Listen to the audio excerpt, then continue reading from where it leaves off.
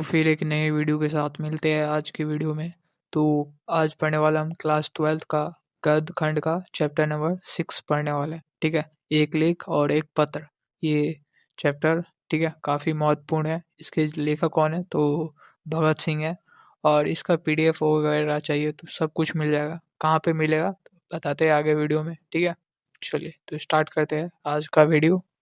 तो पढ़ने वाले आज हम गद्य खंड का अध्याय नंबर 6। ठीक है, और चैप्टर का क्या नाम है तो एक लेख और एक पत्र, जो किसके द्वारा लिखा गया तो भगत सिंह के द्वारा। ठीक है, और इस चैप्टर में मुख्य रूप से आपको यही भगत सिंह के बारे में ढेर सारे ऑब्जेक्टिव पूछे जाते हैं। बस ज़्यादा चैप्टर महत्वपूर्ण नहीं है, मुझे भगत सिंह का जो भी डिटेल है वो सारे आपको पूछे जाएंगे ऑब्जेक्टिव के माध्यम से। ठीक है, तो पहले हम क्या जानते हैं, लेखक परिचय, उसके बाद महत्वपूर्ण जानकारी जानेंगे कि इस चैप्टर में क्या क्या इम्पोर्टेंट बातें थी, जहाँ से हर बार क्वेश्चन पूछे जाते हैं। ठीक है, तो पहला हम लेखक परिचय जानते हैं। लेखक का नाम क्या है तो भगत सिंह। इनका जन्म कब हुआ तो 28 सितंबर 1907 ईस्वी में इनका जन्म हुआ। कहाँ पे हुआ तो लायपुर। ठीक है, लायपुर पाकिस्तान, जो अभी कहाँ पे है पाकिस्तान में है।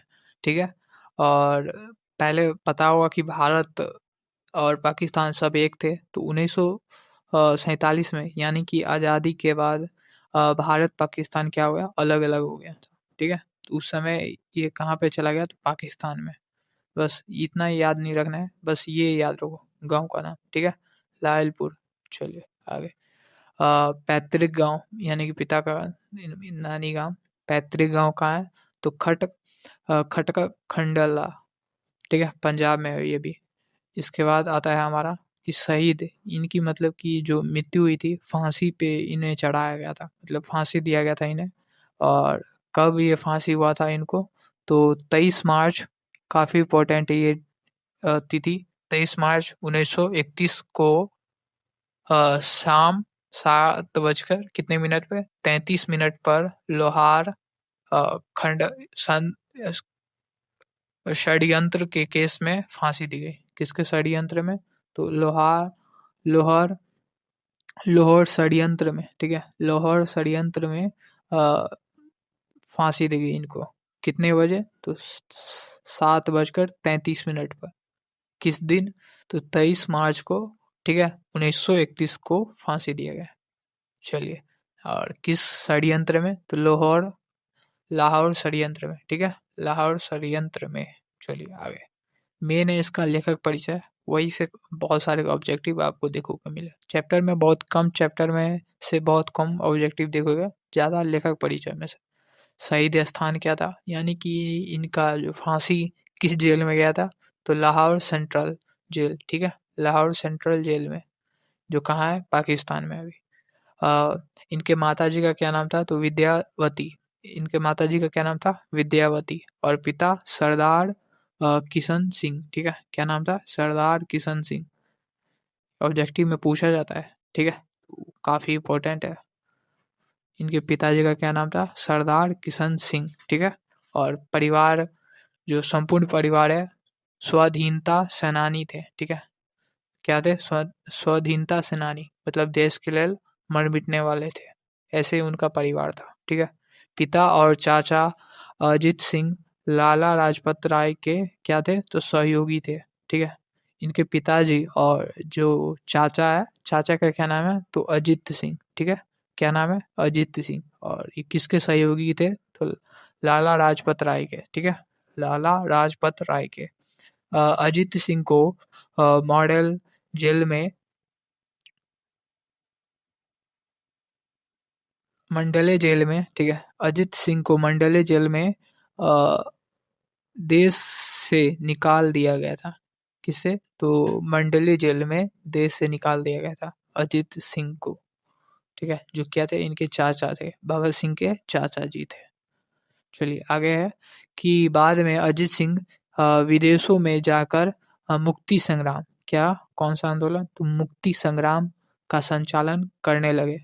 जब इनको भारत से यानी कि देश से निकाल दिया गया तो किस चीज़ का विदेश में वे जाकर रहने लगे, तो किस चीज़ का आंदोलन किया तो मुक्ति संग्राम का संचालन किया। ये विदेश आंदोलन है। ठीक है, आंदोलन का नाम है मुक्ति संग्राम। ठीक है। इसके बाद है अगला पॉइंट, छोटे चाचा सरदार स्वर्ण सिंह जेल के यातनाओं के कारण 1910 ईस्वी में क्या गए, उनका निधन हो गया। यातना यानी कि जेल का यातना मतलब टॉर्चर, जो जेल में टॉर्चर किया जाता है, खाना बहुत ही कम दिया जाता है, मारा पीटा जाता है, ये सब क्या हो गया, तो जेल की यातना है। ठीक है। तो कब मरे इनके छोटे चाचा का नाम क्या था, स्वर्ण सिंह। ठीक है, सरदार स्वर्ण सिंह। ठीक है, कब मृत्यु हुई, तो 1910 में। चलिए आगे। अगर आपको तिथि याद नहीं होता है तो कोई बात नहीं, तिथि मत याद करो, जरूरी नहीं है कि सबका आप याद ही रखो, बस ध्यान में रखना है। ठीक है। और भगत सिंह के पिताजी अनेक बार क्या गए, जेल गए। ठीक है।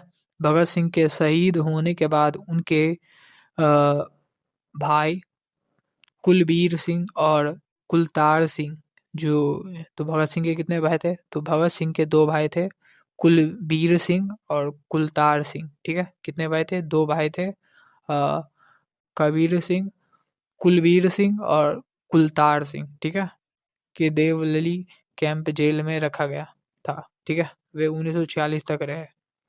आगे भगत सिंह की शिक्षा, तो भगत सिंह की शिक्षा के बारे में जानते हैं। पहले 4 साल की प्राइमरी शिक्षा अपने गांव बंगा में की है। ठीक है, कहाँ पे, तो अपने गांव में ही किया है। प्राइमरी से प्रारंभिक शिक्षा कहाँ पे हुआ, तो उनके गांव में। फिर उन्होंने लाहौर के डीएवी, ठीक है, स्कूल से वर्ग 9 तक की क्या की, तो पढ़ाई किया, वर्ग 9 तक की पढ़ाई किया। ठीक है, चलिए आगे। आगे है कि उसके बाद नेशनल कॉलेज लाहौर से एफए मतलब कि फर्स्ट आर्ट, यानी कि फर्स्ट आर्ट से 12वीं कक्षा के बारे में के बाहर होता है। ठीक है।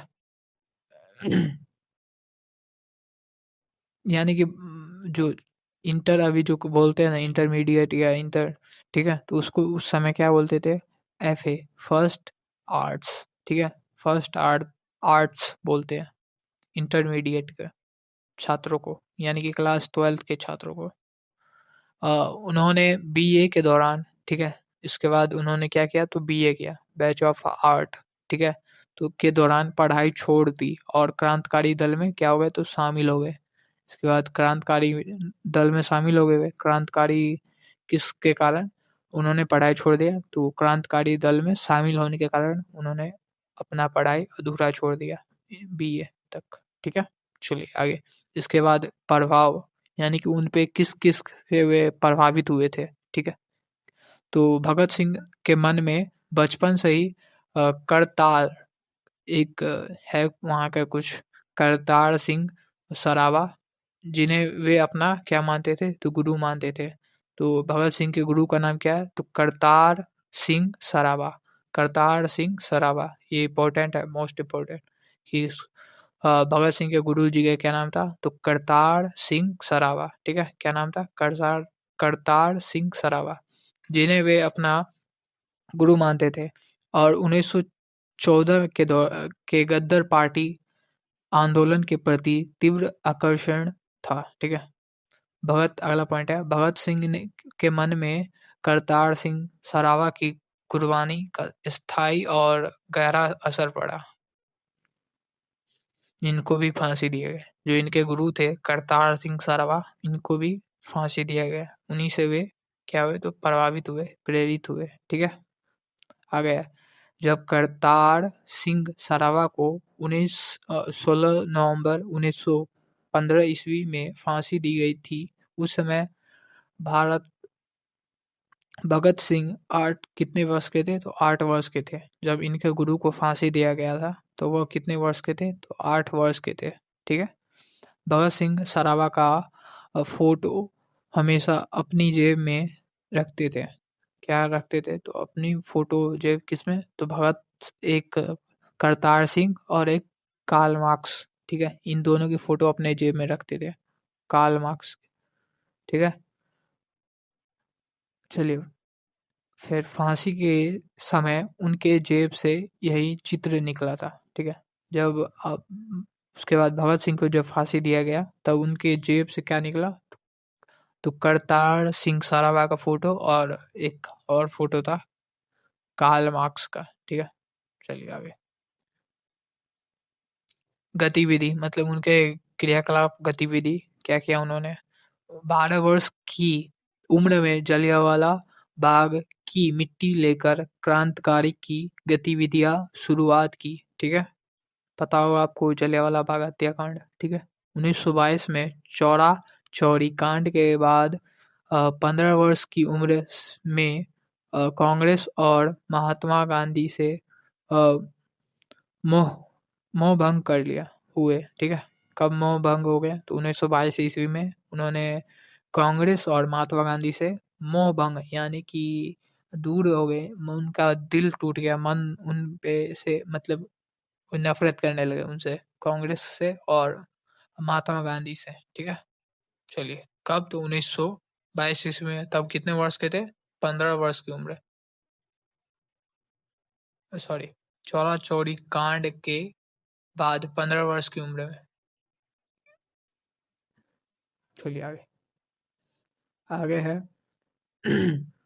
1923 में पढ़ाई और घर छोड़कर कानपुर आ गए और गणेश शंकर विद्यार्थी के पत्र प्रताप में सेवाएं दिए। ठीक है, क्या करने लगे, तो गणेश शंकर विद्यार्थी के पत्र प्रदा प्रताप में से क्या देने लगे, तो सेवाएं देने लगे। ये क्वेश्चन पूछता है कि कौन से विद्यार्थी, तो गणेश शंकर विद्यार्थी, गणेश शंकर विद्यार्थी। और किसके सेवाएं देने लगे, तो प्रताप में सेवाएं देने लगे। ठीक है, 1926 में भगत सिंह अपने नेतृत्व में पंजाब में नौजवान भारत सभा का गठन किया, जिसकी शाखाएं विभिन्न शहरों में स्थापित किए गए की गई। ठीक है, चलिए आगे। आगे बस अब खत्म होने वाला है, थोड़ा सा और लेखक परिचय, उसके बाद हम चैप्टर के बारे में पढ़ लेंगे। बहुत ही छोटा चैप्टर है बस, इसके बाद क्वेश्चन प्रैक्टिस।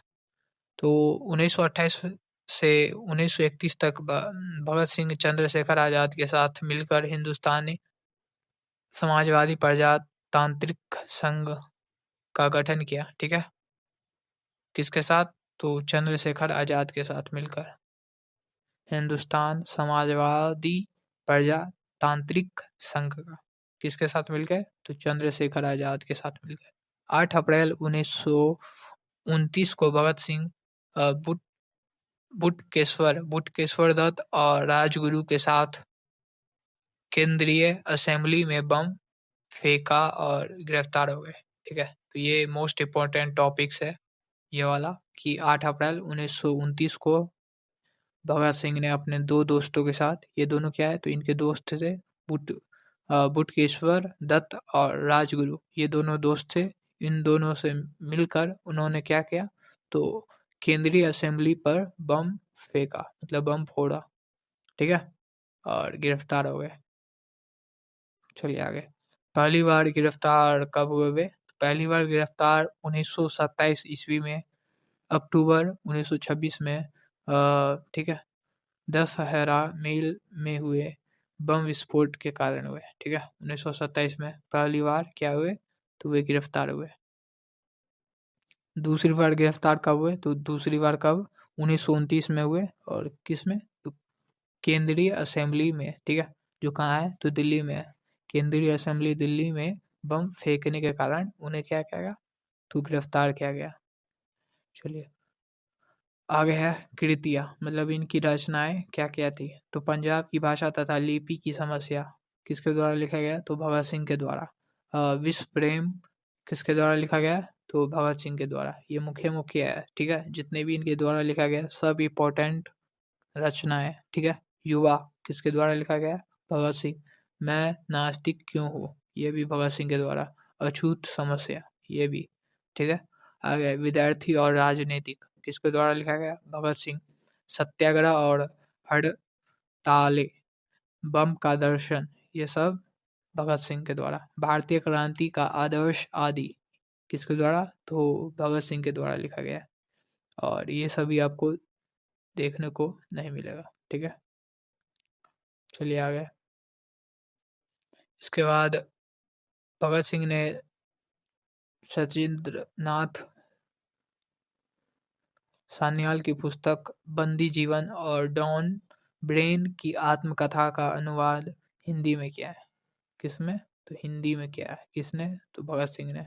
उन्हें जेल डायरी भी लिखी है, ठीक है, मतलब कि उन्होंने जेल में भी डायरी लिखी है। कौन कवि थे?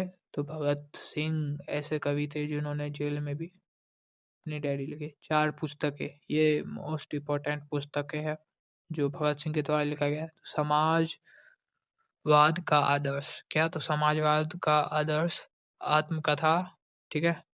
इसके बाद भारत में क्रांतिकारी आंदोलन का इतिहास, मौत के दरवाजे पर, ठीक है। ये सब अभी मिलेगा नहीं। अब चैप्टर में जो मुख्य पॉइंट है वो जान लेते हैं। महत्वपूर्ण जानकारी इस चैप्टर में क्या सब हुआ, ठीक है, वो। तो चलिए स्टार्ट करते हैं।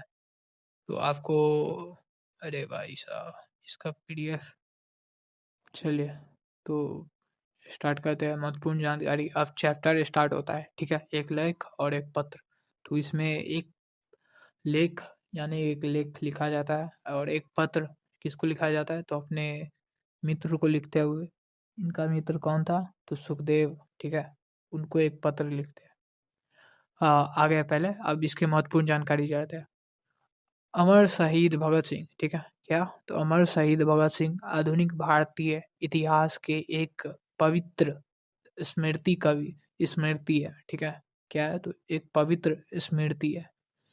भारत राष्ट्र के लोकमानस में उनकी युवा छवि अमिट है, ठीक है। क्या है? अमिट है, होकर बम बस गई है। जो अभी के टाइम में युवा लोग हैं उनके दिलों में, ठीक है, उनकी छवि लोकमानस जैसे बैठ गई है, ठीक है। बहुत ही भीड़। इसके बाद अगला पॉइंट है कि राष्ट्रीयता, देशभक्ति, क्रांति और युवा शक्ति के वे प्रेरणा पुंज प्रतीक है, ठीक है। क्या है? तो प्रेरणा पुंज प्रतीक है। आगे भगत सिंह यहाँ भगत सिंह यह भगत सिंह यह अमरता लगभग 23 वर्ष में हासिल की है, ठीक है। कितने वर्ष की उम्र में? तो 23 वर्ष की उम्र में इन्होंने ये अमरता यानी कि अमर हो गए। ये अमृत वे अमर हो गए कितने वर्ष की उम्र में? तो 23 वर्ष की उम्र में, ठीक है। भगत सिंह हंसते हंसते फांसी के फंदे के गले लग गए, ठीक है। फांसी पे उन्होंने फांसी दे दी, मतलब अपने चढ़ गए फंदे पे। उसके बाद भगत सिंह की रुचि जो साहित्य में थी, ठीक है, किसमें? तो साहित्य में थी, राजनीतिक में थी, दर्शन, इतिहास और आदि पुस्तकों में ज़्यादा थी, ठीक है। तो लिखने में, ये सब डायरी में लिखने में। तो साहित्य हो गया, राजनीतिक हो गया और दर्शन, इतिहास, ये सब में। चलिए आगे। भगत सिंह कार्ल मार्क्स, ठीक है, किससे प्रभावित थे? तो कार्ल मार्क्स से प्रभावित थे, ठीक है। और इनकी भी फोटो अपने जेब में लेकर घूमते थे। यहाँ अपने घनिष्ठ क्रांतिकारी मित्र सुखदेव, ठीक है, इनके मित्र कौन थे? क्रांतिकारी घनिष्ठ, बहुत ही गहरा। तो सुखदेव के नाम भगत सिंह का ऐतिहासिक पत्र प्रस्तुत है। क्या है? तो इस ऐतिहासिक पत्र प्रस्तुत है, ठीक है। एक लेख और एक पत्र में भगत सिंह ने सुखदेव को क्या लिया लिखा है? तो एक पत्र लिखा है, ठीक है। ये क्वेश्चन पूछता है ऑब्जेक्टिव में आपको। तो भगत सिंह ने सुखदेव को क्या लिखा? तो एक पत्र लिखा, ठीक है। क्या लिखा? एक पत्र। चलिए आगे। प्रिंस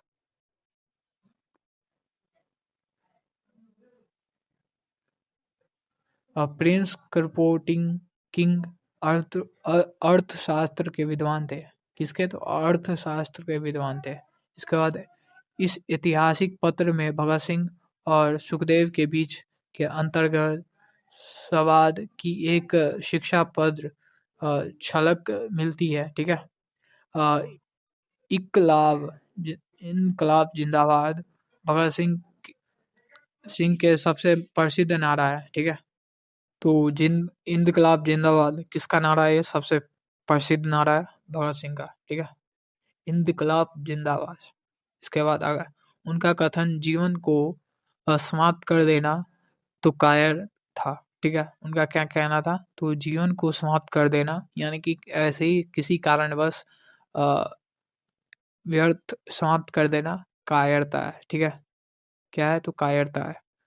ऐसे कारण से मरो कि तुम्हें अ, अमर हो जाओ तुम, ठीक है? वो इनका कहना था। भगत सिंह के पिता और चाचा लाला लाजपत राय के क्या थे? तो सहयोगी थे।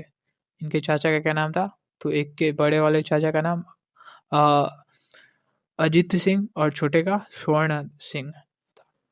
तो अब चलते हैं पहले पाठ का सारांश पढ़ते हैं कि इस पाठ में क्या-क्या है, ठीक है? चलिए आगे, फटाफट।